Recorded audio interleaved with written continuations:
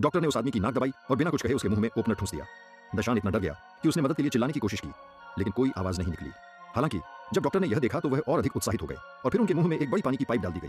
इसे नीचे तक डालने के बाद डॉक्टर ने तुरंत वाल्व खोल दिया और जो दिखाई दिया वह यह था कि अनगिनत लोचेस दशान के मुंह की ओर दौड़ रहे थे। दशान बेहोश हो गया क्योंकि वह इसे सहन नहीं कर सका।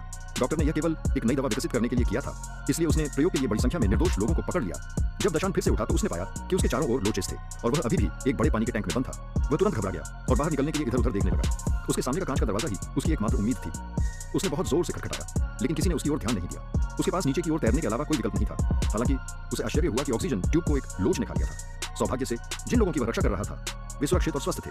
दशान पूरी तरह से घबरा गया था और नीचे की तरफ हैच खोलना चाहता था, लेकिन वह कसकर बंद था। भले ही उसे पानी निकालने के लिए अपनी पूरी ताकत लगा दी हो, लेकिन वह उसे बिल्कुल भी हिला नहीं सकता था। जैसे जैसे समय बीतता गया, पहाड़ों में ऑक्सीजन की कमी और भी गंभीर होती गई। उसे पता था कि चाहे वह कितनी भी कोशिश कर ले, ये प्रतिरोध निरर्थक ही रहेगा। आखिरकार उसने संघर्ष करना छोड़ दिया और केबिन के निचले हिस्से में डूब गया।